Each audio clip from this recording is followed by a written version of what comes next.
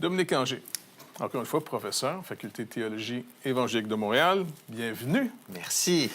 Dominique, aujourd'hui, le thème qu'on va traiter dans l'émission, c'est justement un homme, Siméon, qui reçoit cette conviction qu'avant de mourir, il va voir la délivrance d'Israël. Il va voir le salut d'Israël. Maintenant, à défaut de preuves absolues, parce que souvent les gens vont dire, est-ce qu'on peut avoir des preuves absolues, que c'est sûr? Y a-t-il des indices qui suggèrent que vraiment les Écritures, encore une fois, les promesses ici, c'est sur du sérieux? Comment on pourrait vérifier autrement que parce que la Bible dit qu'elle est la Bible? On va dire. C'est vrai que si tu me demandes de prouver hors de tout doute que les évangiles disent vrai, c'est impossible. Par contre, on peut repérer des signes d'authenticité qui donnent à penser que les évangiles contiennent des témoignages véridiques de personnes qui ont vraiment assisté aux événements, plutôt que des histoires qui auraient été inventées longtemps après par l'Église, par exemple, pour contrôler l'esprit des gens. Et il y a vraiment des éléments étonnants par rapport à cette ère d'authenticité, je dirais, que le lecteur respire quand il lit les évangiles. Par exemple, les textes embarrassants ne sont pas éliminés. Ça, c'est un bon point, ça. On pense, par exemple, aux disciples qui sont parfois décrits de façon assez négative. Le plus grand d'entre eux, le leader, Pierre, a renié Jésus à 3 reprises. Et ça, on le trouve dans les évangiles. Souvent, les disciples ne comprennent pas ce que dit Jésus. Et c'est surtout dans l'évangile de Marc que c'est souvent relevé. C'est très négatif. C'est pas du tout flatteur. C'est pas un portrait très agréable des disciples qui nous est donné ici. Pourtant, ça n'est pas évacué. Donc, si des gens avaient voulu inventer une histoire autour des apôtres, autour des premiers disciples, ils les auraient dépeints de manière beaucoup plus positive.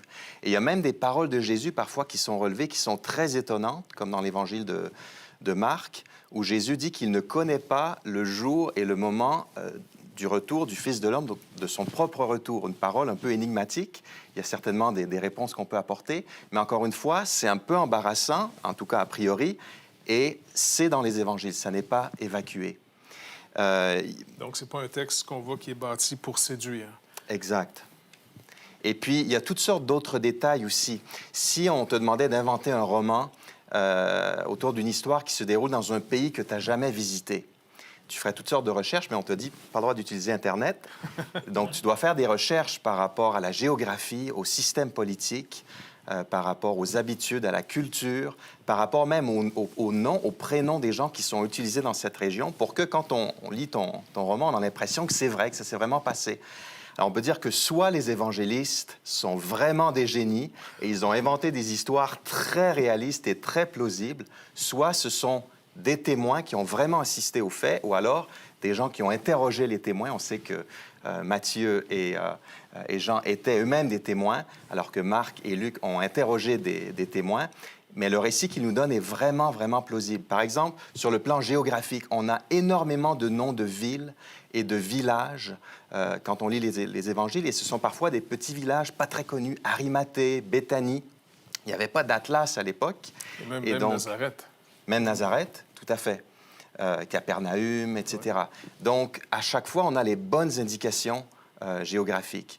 Pareil pour les noms de personnes. Ça peut paraître un peu étonnant, mais il y a des recherches assez récentes qui ont été faites par Richard Bauckham et d'autres à l'université de St. Andrews en Écosse sur les noms qui étaient utilisés à l'époque par les Juifs en Israël.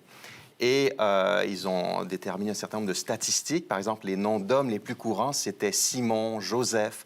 Les noms de femmes les plus courants, c'était Marie, Salomé.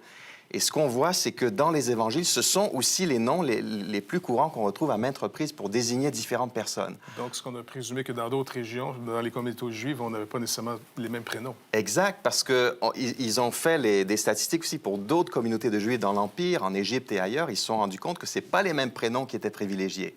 Quand on a voulu donner un prénom à notre deuxième fils, on l'a appelé William. On habitait en France. On a fait un petit peu des recherches, comme tous les parents, pour voir quels sont les prénoms les plus populaires.